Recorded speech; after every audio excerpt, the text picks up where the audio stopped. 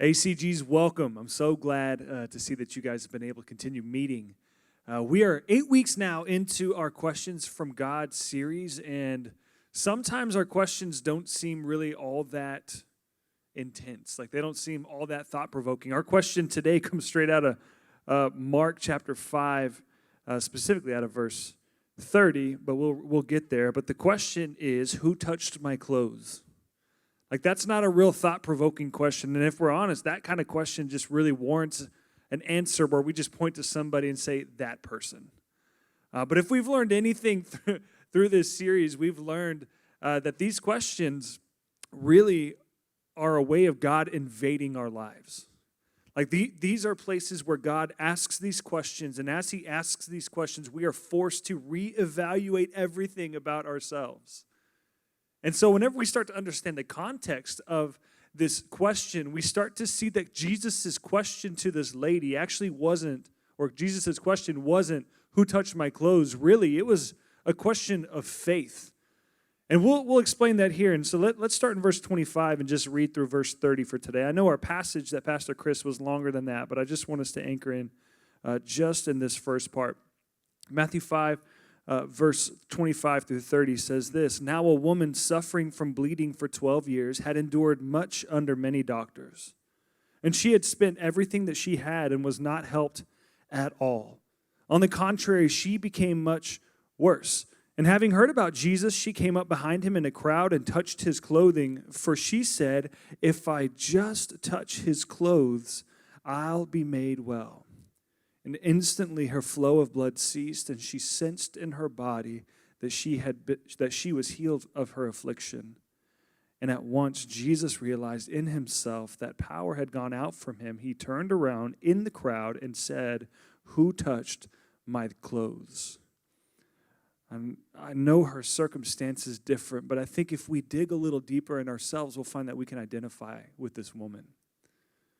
Like I said, her circumstance and her ailment may be different, but I do believe that there are things in our lives that cause us to do everything in our power to find healing.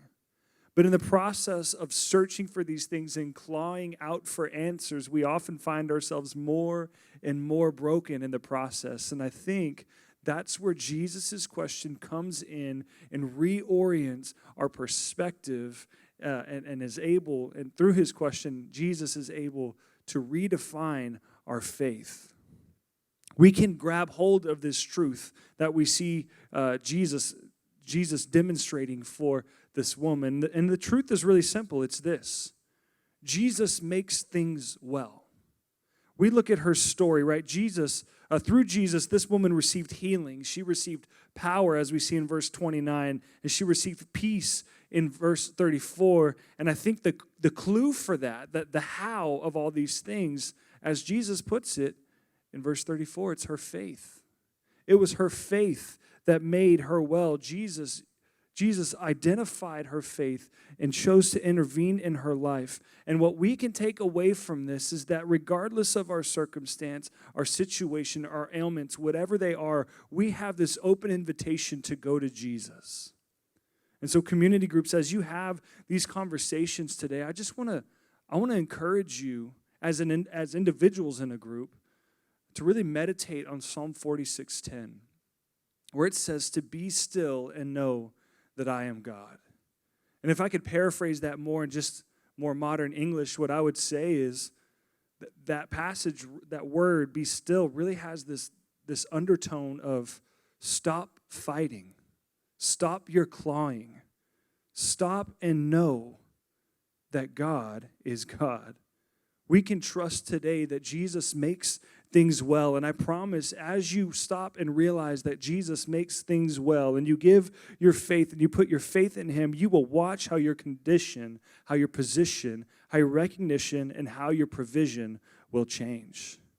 Community groups, I want to encourage you as a people, as a group, just with a much larger narrative over what community groups ought to be. I just want to challenge you to know that community groups really are the atmosphere in which we are shaped and molded by Christian love, confession, devotion, and forgiveness.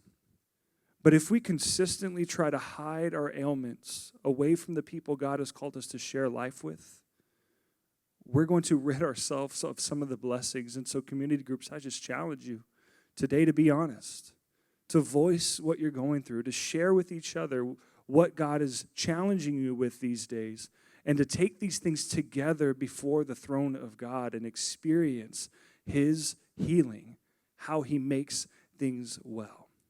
Community groups, we're just so encouraged by you.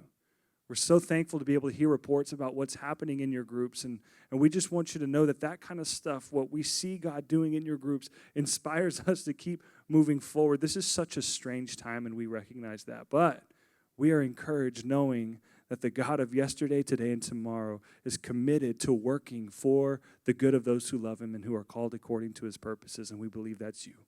Community groups, we pray that you're blessed today.